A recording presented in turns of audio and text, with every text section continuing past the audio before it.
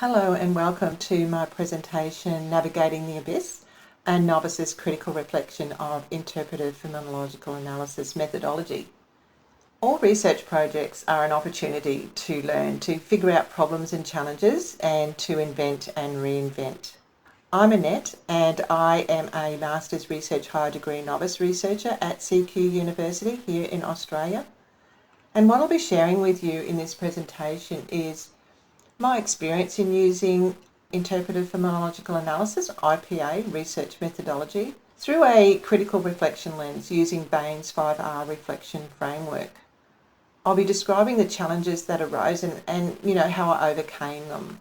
But to give some context to the critical reflection, I first need to provide detail surrounding my research project, which is exploring sepsis recognition in older adults from a non-clinical perspective, and also the IPA methodology itself.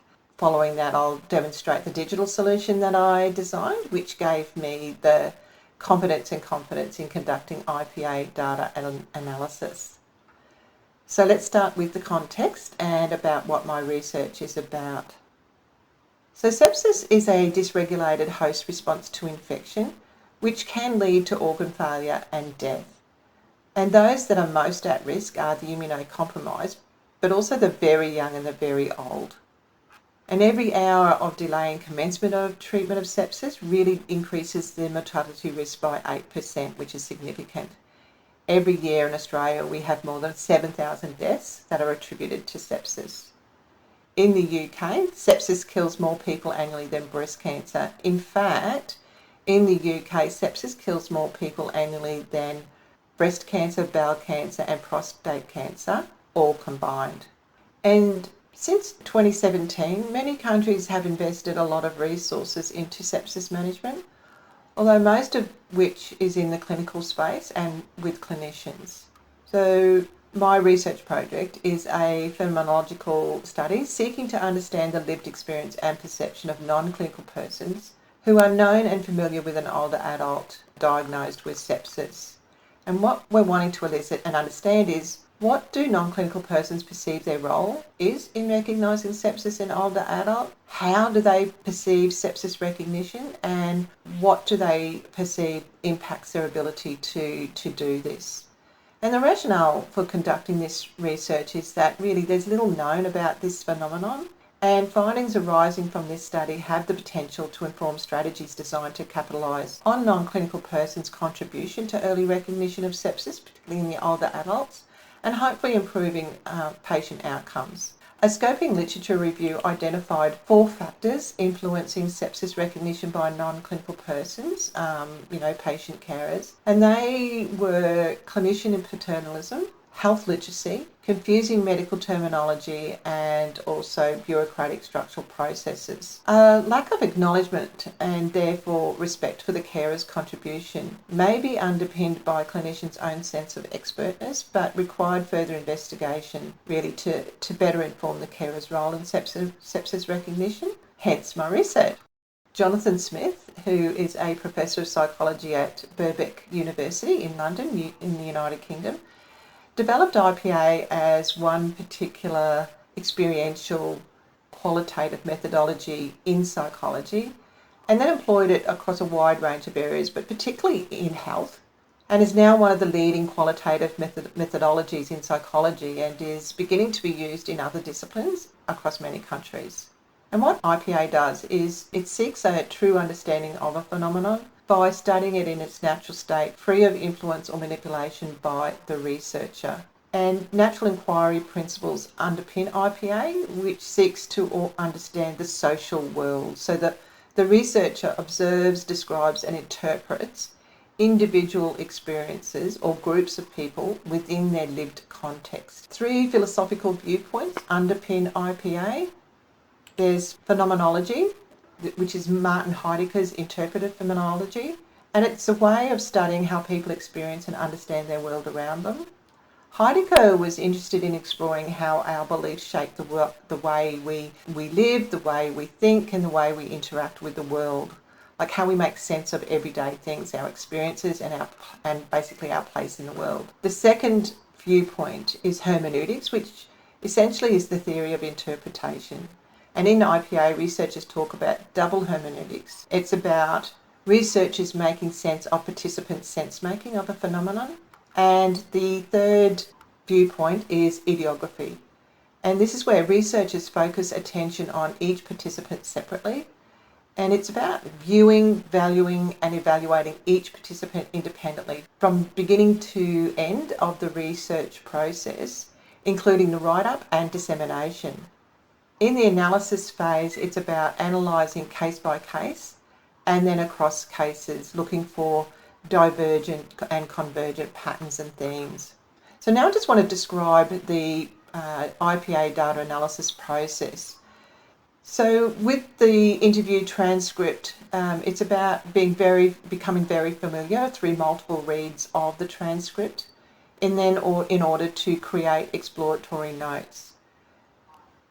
Exploratory notes, what we're doing is looking for similarities and differences of text in words, and we're just attempting to understand what the participant meant. And there are three types of exploratory notes: descriptive, linguistic and conceptual.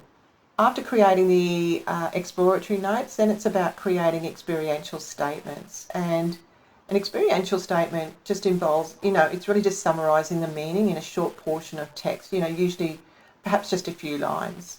This work is then reviewed, and once agreed upon, then it's a matter of clustering and categorising the experiential statements to create personal experiential themes, or PETs.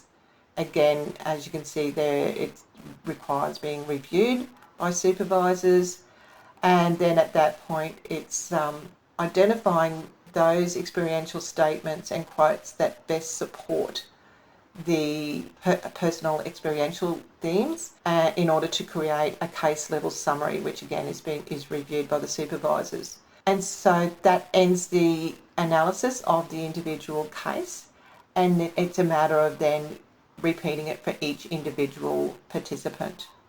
During the data analysis process, a reflective diary is maintained, and the purpose of this is to capture major decisions. It's there for the purposes of auditing, and also helps to raise awareness of any potential bias of the researcher, and it includes the researcher reflections. Once all of the participants have been analysed, then cross-case analysis occurs. All of the personal experiential themes are collated and they are clustered and categorised, similar to individual cases. And what we're doing is creating a group experiential theme. From here, though, it's identifying the experiential statements and quotes that best support the group level summary, and then it's a matter of visualising the findings or writing a summary of the findings. With the group experiential themes, it's really noting high-level connections, such as commonalities, differences, patterns and themes, whether they be convergent or divergent. For my research, I recruited 5 participants, with 2 of the participants being interviewed as one case, and therefore 4 interviews were analysed. Our results are in draft at the moment, but what I can say is that we've identified 2 group experiential themes, and each one has 3 sub-themes. So as you can see there on the slide, the first get is an experiencing relationship strain and role conflict, and then this is broken down into varying readiness for complex roles, perceived non-recognition of role hindering communication and relationship, and heightened awareness of balancing agency and advocacy. And the second get is feeling of being hindered in recognising sepsis, which is broken down into varied health literacy and underlying chronic conditions, feeling overwhelmed by the rapid pace of deterioration, and feeling discomfort and alienation in a chaotic bureaucratic environment. And so now we come to the challenges and why Bain's reflection framework. The purpose of critical reflection in an academic setting such as this is to evidence critical thinking, which is a core skill for researchers. And several reflecting on experience frameworks were considered.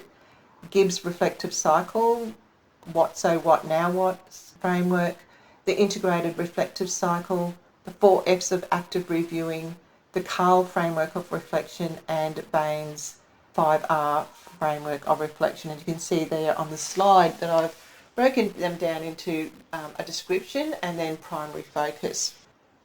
So Bain's framework is used primarily for academic reflection, and certainly the linking and reframing of thoughts and feelings to theory did highly influence my decision to select Bain's framework for this critical reflection. There are 5 stages to the framework. Report, which is around providing detail and context. Respond, that's, what are the thoughts and feelings and observations that are happening. Relate, and that's where it's linked to theory. Reason, and this is where it's around making sense or sense making. And reconstruct, and that's about lessons learned and actions taken. So we know that novice researchers navigate the complexities and nuances of research with the support and guidance of research supervisors. And also that the choice of supervisors is really a crucial factor in ensuring a successful and fulfilling research journey. Experienced researchers, they do take on supervisory roles, providing the novice researcher with the necessary understanding and expertise to conduct responsible and ethical research. Guide and support the novice researcher from the conceptualisation stage through to dissemination and publication, ensuring that appropriate and valid research methods and outcomes are achieved to meet supervisory satisfaction. Therefore, collaborative decision making between the novice researcher and the supervisory team is essential at each step of the research design methodology. As you can see there on the slide, I encountered 3 significant challenges in using IPA. The first one was selecting a methodology unfamiliar to my academic supervisors. The second one was how to facilitate effective team collaboration with IPA in a virtual environment, and ensuring transparency, particularly during data analysis. These challenges did negatively affect the research project timeline and my cognitive resources. I did end up with some cognitive fatigue at multiple points. And despite the supervisor's extensive experience in qualitative research and research high degree supervision, neither had prior experience with IPA research design, which really did just add some complexity, another layer of complexity to the project. So if we go to the first stage of Bain's framework, reporting, initially I followed the paper-based process for data analysis, which is strongly suggested for novice researchers by Smith, but this approach did prove challenging for me. The first interview alone yielded over 4,000 words, resulting in 60 experiential statements. And the paper-based method required me to place all 60 experiential statements on separate pieces of paper, and then using the floor or table or wall, cluster them together into categories. But being more competent with IT software and digital tools, I found the expectation of managing potentially hundreds of small pieces of paper, and also in the capturing of frequent feedback from supervisors throughout the data analysis phase to ensure the accuracy of interpretations and to address any potential bias. I found this really quite daunting. And additionally, coordinating the various stages of IPA and incorporating the extensive feedback was likely to be time intensive and further compounded by the inexperience with IPA, shared by all involved parties, particularly during the data analysis stage. The next stage is responding. So although I conceptually had a good understanding of the stages of IPA, I experienced significant anxiety and frustration during the initial process. As mentioned, the paper-based approach proved challenging to comprehend in terms of how it would meet the needs of both myself and the supervisory team. Throughout the data analysis stage, numerous questions arose from the supervisors regarding the entire analytic process. Exploratory notes, experiential statements, personal experiential themes, PETs, clustering, categorising, case-level summaries, cross-case analysis, and group experiential themes, GETs, and then also how all these elements interrelated. And this really did lead to a profound sense of doubt within myself about the appropriateness of selecting IPA for the research project. And there was uncertainty about how to coordinate the complexities of the data analysis stage. So leveraging my experience with digital technology, particularly Excel, I customised an Excel solution and designed it to capture all aspects of the IPA data analysis process, and I saved it in MS Teams, our team page. And this facilitated ease of collaboration between myself and my supervisors. Feedback was easily incorporated transparently using Excel's comments function, and each task, such as exploratory notes, was annotated with an explanation signpost via a comment describing the task for ongoing reference for all team members. And additionally, the research aim and questions were prominently displayed above each interview transcript, just to help maintain focus throughout the analysis. Also, I sourced UK online IPA courses totaling 24 hours of interactive learning delivered live, virtually, by a very experienced IPA researcher, which really provided a deeper theoretical and practical knowledge of IPA, and also joined an active online IPA community of practice, which just gave that additional support and reassurance. Attending and participating in the online courses and community group contributed to my gaining the knowledge and the skills I needed to move forward and to having a beginning level of competence. So the next is relating. Now, this is about connecting the experience to theory. So implementing a digital solution for data analysis initially did lead to some internal angst or tension due to the prevailing recommendation that novice researchers are best served by using the traditional paper-based method to fully immerse themselves in the data, as suggested by Smith. And as mentioned, IPA is grounded in Heidegger's phenomenology, who has faced criticism for his perceived technophobia, which I think is based on his paper, The Question Concerning Technology. However, supporters of Heidegger argue against this, noting that Heidegger distinguishes between two types of thinking, calculative and interpretive. And the calculative thinking involves the computational processing of information, so it's very mathematical, 1 + 1 is 2, and most software apps are based on this premise or on algorithms, whereas interpretive thinking engages with the deeper meaning and understanding of experiences. Most qualitative researchers often use software such as NVivo or QDA for data analysis. However, these systems are sometimes viewed as restrictive, particularly for the nuanced interpretive process required in IPA. So for me, the use of software was considered problematic due to its potential constraints. So given my experience in Excel and VBA coding, which sits in behind Excel to automate functions, I designed a custom workbook specific to IPA, allowing for the necessary flexibility. Basically, I just replicated the paper-based approach. This did resolve my initial concerns, balancing the need for credibility, coordination and collaboration with the requirement for deep immersion in the data. So the next stage of Bain's framework is reasoning, and this is around a critical analysis of the experience. An absence of prior experience and knowledge in designing solutions, particularly in Excel, could have hindered the effectiveness of creating a solution for IPA data analysis. However, what I found is that in engaging in the workbook design process, it provided me with a deeper understanding of IPA data analysis. The workbook was really, I think I've mentioned it, was specifically crafted for the needs of a novice IPA researcher in mind, which really necessitated me having a thorough grasp of IPA methodology. Throughout the data analysis, I made iterative modifications to the workbook, continually seeking to refine and enhance the solution.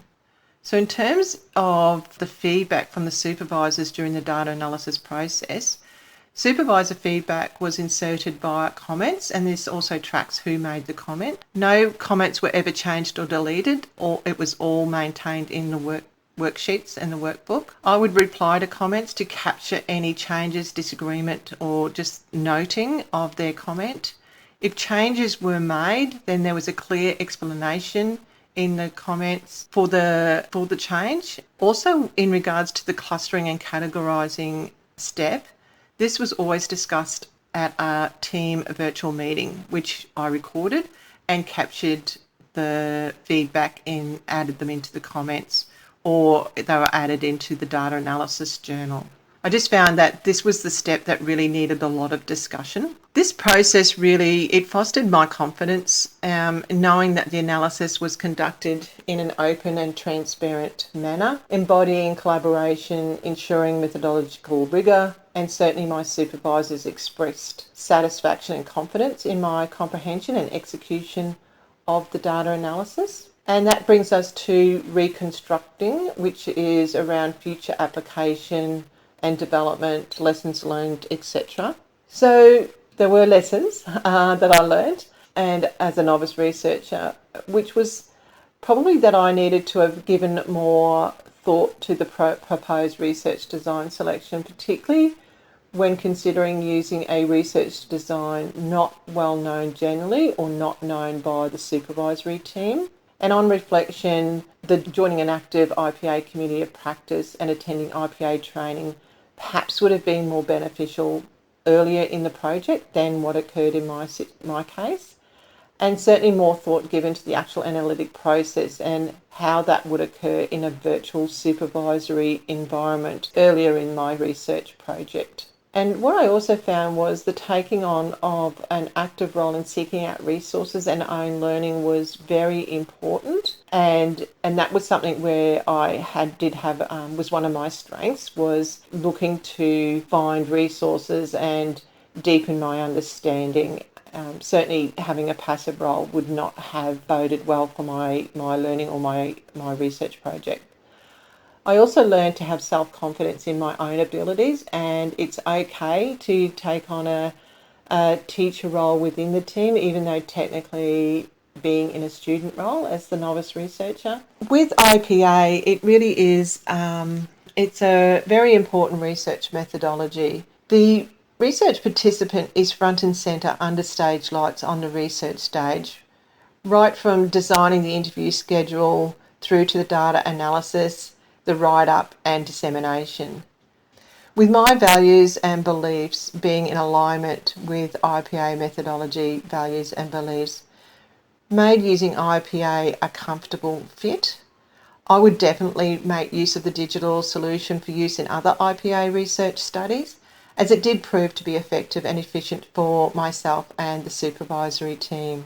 Leads nicely now into the demonstration of the Excel workbook. So I've opened up Excel workbook. It is saved in the Teams, as I mentioned, for the collaboration of the team, the supervisors and myself. The problem with Teams, well, it's not really a problem, but it is cloud-based for the storage. And so to have the full functionality of Excel, you need to open it up in desktop mode, which is what I've done here. I've opened it up into desktop mode and you get full functionality. So down here, the first worksheet is the task status. And this really was just as we got further into the data analysis and the amount of tasks that needed to be done in terms of my requiring things to be reviewed and for comments, we just felt that there needed to be some sort of way of keeping track. And so this is what this is. When I would ask for something to be reviewed, I would put it here in the activity. I would email my supervisors with a link to the workbook asking for say it was review comment, Nora's experiential statements and exploratory notes. When they had gone in and reviewed, they would just come along here. This is a drop-down box, and they would click whether or not it had been done. And that was just a way of keeping track of where we were actually at with the reviewing of the different components. Next, we come to the data analysis, the analysis interview for one case. So each case has 3 worksheets. There's the analysis of the interview, the clustering of the interview, and then there's the case level summary. So I'll show you that now. So the next one is the interview. So as I mentioned earlier, these are my research questions up here. The transcript is in the middle. Over on the right-hand side are the exploratory notes, and I do have it signposted, so you can see that that explains what an exploratory note is. These are the exploratory notes down the page, and on the right-hand side are the experiential statements. So it's about multiple readings of the transcript, doing some exploratory notes, and from the exploratory notes, creating experiential statements. And of course, there's the signpost for what an experiential theme is. And you can see these little purple things in the corner. That just tells me that there's comments in there. And as I mentioned, no comments are ever deleted. They're just added to. So you can see here, one supervisor's written something, and then I've modified an exploratory note to include comfort and confidence, which was picked up by one of the supervisors. Once the exploratory notes and experiential statements are completed, then it's a matter of clustering, and it's just putting the experiential statements into categories. And then once I was happy with that, it's a case of naming the category as well. And again, you can see this exploratory note. There's comments there where we've had some comments. At this point, we would have a discussion around this at a virtual meeting as well, because this is where a lot of conversation occurred, and it's quite an important part of the process. Once everyone was happy with the clustering, then it was completing the case level summary.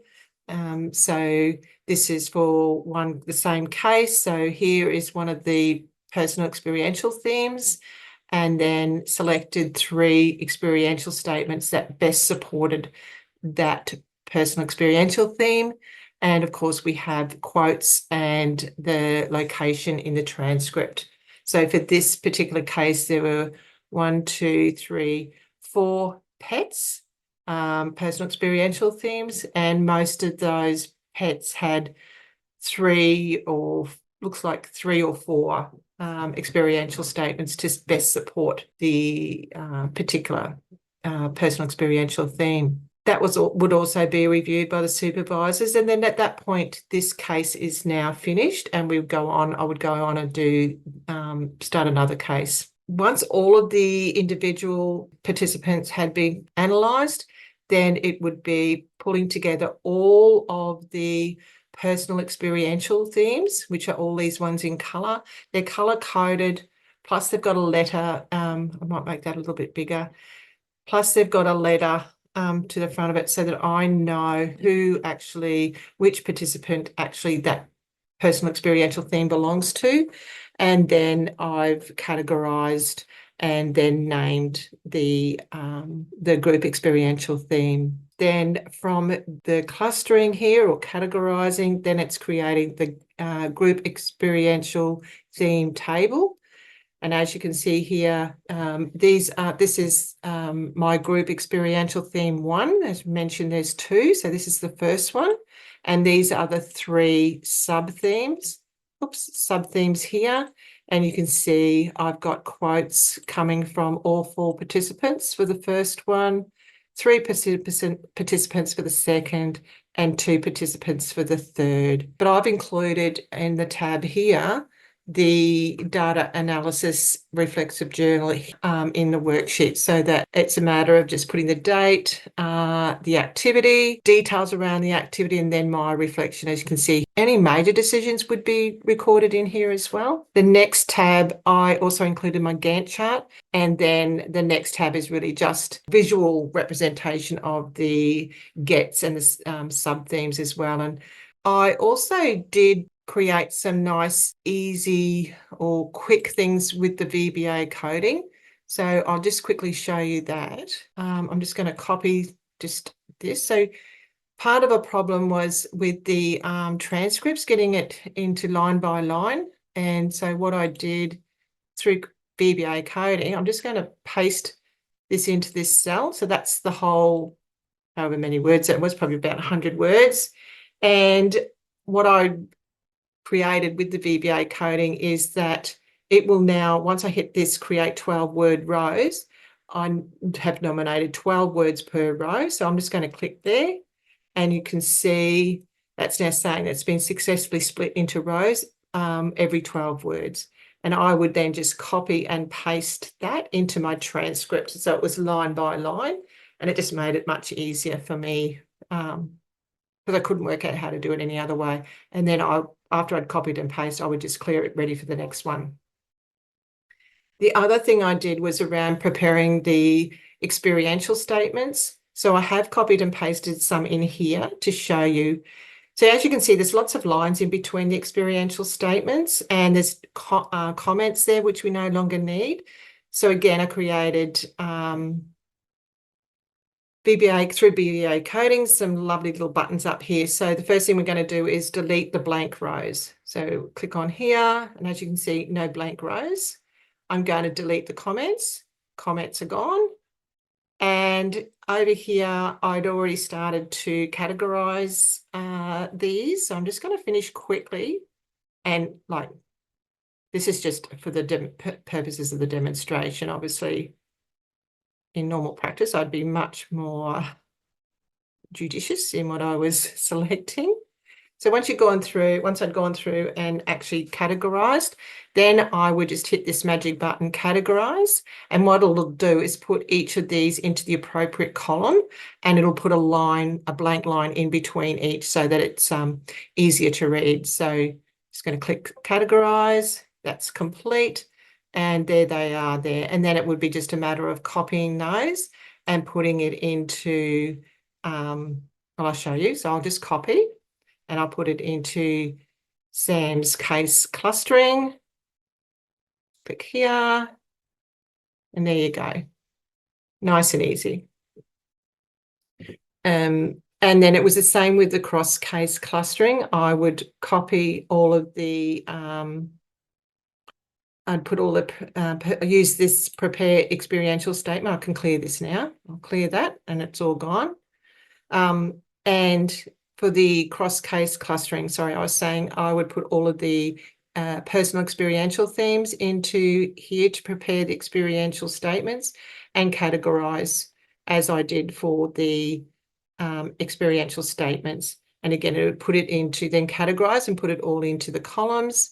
And then I would copy and paste that here and then name the actual category. And that just made things a little bit easier.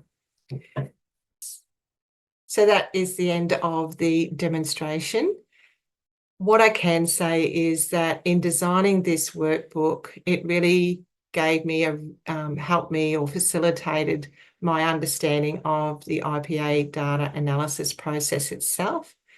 It gave me the confidence that if at any point someone wanted to audit my IPA process, everything is left in that workbook. So there's nothing is hidden. It's all there. If anything was changed, it's documented. There's a nice clean, I guess, trail of who's been where in the workbook.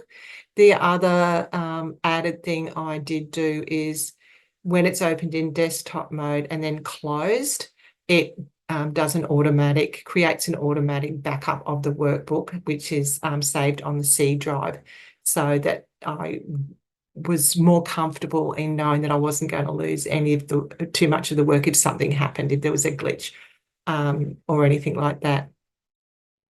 So I encourage anyone to use IPA, whether you're a novice or a researcher or you're a seasoned professional. IPA is a really great methodology. And it has been, in hindsight, I can say now, hand on heart, it has been a great learning curve and a lot of challenges, and I really do appreciate the fact that my supervisors came with me on this journey and that we conquered quite a bit, and certainly using a workbook, an Excel workbook such as what I've designed, it does make it that much easier for the data analysis process, most certainly. So happy to answer any questions, happy to be able to support anyone in their challenges that they're experiencing that maybe I might be able to provide a little insight into.